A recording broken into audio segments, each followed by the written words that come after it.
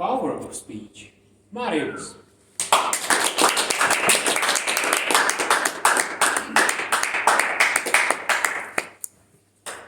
Thank you.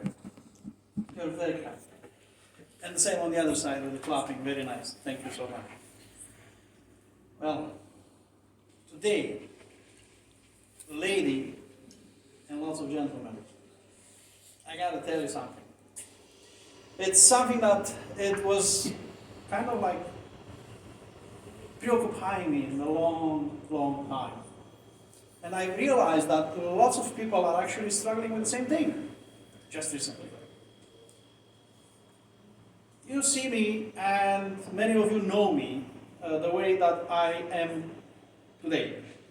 What you didn't see and what you don't know, almost either of you, is what I was around 15 years old. You're wondering, why am I going directly to 15 years old me? Because when I was 15 years old, I actually was the kid who left home. I went to the streets. I lived there for the next 3 years on the benches, in the parks. It was a beautiful life for the next at least 3 years. But then something happened. I got myself a job. And you're going to wonder, how can a kid which lived on benches got a job? Because many people are struggling getting a job today. And honestly, when I was 15, it was kind of no different situation than today. I mean, finding a job was very hard, and if you were coming from the streets, definitely you were smelly, and you had some other kind of issues, and most people would ignore you because, hey, you couldn't take a shower before this. That's not nice. But then, I still got a job somehow, and I would like to tell you how. Because I believe it's very important. It's one of the things that most people consider that it's extremely important. The way you go dressed up, the way you look, the presence. But everybody forgets about the most important parts in front of a person who is going to probably hire you. And that important part is how much you actually shake in front of the person. It's how much you actually get not to answer the questions that the person is asking you. And that is actually one of the most problematic things with most of the people not getting the jobs they want. Yeah, I just told you that I have a very impressive name in my title today, but I had to grow to that level. I started very low. I started so low that actually my boss was coming to me and was like, you with your way of approximation, it's not working, and try to understand. I was making this Windows commercial stuff, which was supposed to be exact. I was usually going over the window way too much, because I was always approximating. I was never taking measurements. My boss hated me, but still kept me, because I could draw very nicely on the computer back then. So basically, that was the thing. When I went for the interview for him, for his job, I went there, and the one thing he appreciated about me was not the way I smelled, the way I'm dressed up, but the way I spoke to him.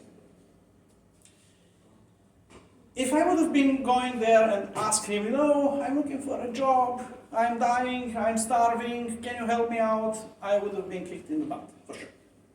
There is no doubt about this. But when I went there and said, if you are looking for somebody who knows computers, who knows how to do whatever you're doing here, because I knew what his company was doing, then I think you've got the man. I got plenty of experience, but you live in the streets. Yes, that's true. But I learned, even if I lived in the streets, it was this internet cafes back then, and it helped me out, because I could go there, I made some friends, and I was sitting in front of a computer for free, day and night, whenever I actually didn't sleep on the benches. So it happened. So I learned, this is what I've been doing. All the kids were playing Counter-Strike. Back then it was Quake. Yeah, if you remember Quake 2, it was a fantastic game. StarCraft, anyone? Yeah, fantastic games over there.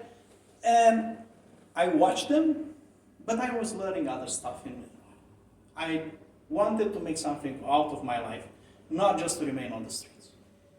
So basically what happened was, I got there, I said, I know how to do what you need, and I can even work with your tools. He had these big machines that were cutting, cutting plotters, and also the plotters that were drawing and everything. And I told him, if you want, I can give you right now a test. He was like, okay, let's do a test. He had already a few orders from some customers, and the guys who were working for him already actually just quit. So I had this kind of like a nice situation when everything was in my favor. But the thing is that what I've done for the customer was so satisfied, even if it was too much. It was too big. It was so impressive for the customer the way I ended up to making it, and I was so fast that the employer actually said, you know what, I was going to fire you if you wouldn't have done at least what the customer asked, but because you made him actually like it even more than what he wanted, I'm also going to give you a bigger salary from the start. So basically, if you're going for an interview, guys, if you know what you know, if you know how to do something and you like it, the only thing that remains is speaking about it. Because, yeah, today I know lots of things, especially in IT, plenty. I can tell you, I can make a list. I need a few pages to just write my CV with all abilities I've got in IT. And that's not the only field I actually know today. But what I can tell you is that without me speaking about what I know and actually putting it in practice, I wouldn't have been going anywhere. And without speaking, nobody's going to answer to whatever you need. You have a problem, you have a need. Always speak about it. Always open up yourself.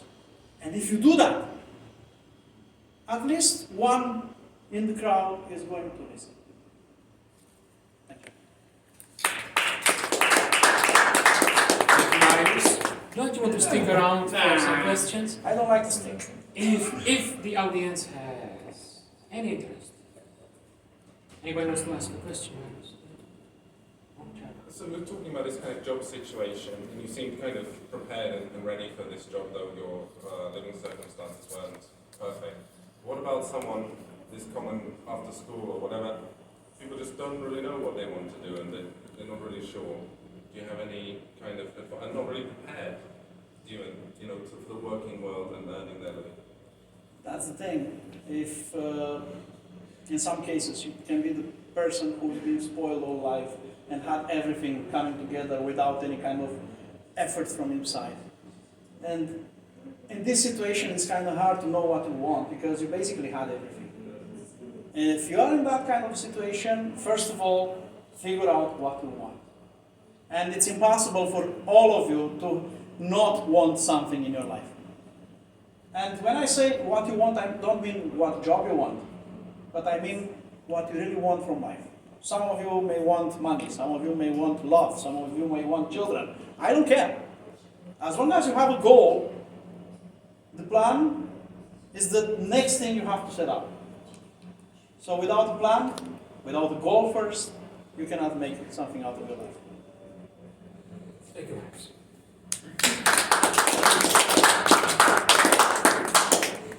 Now, I will give you time to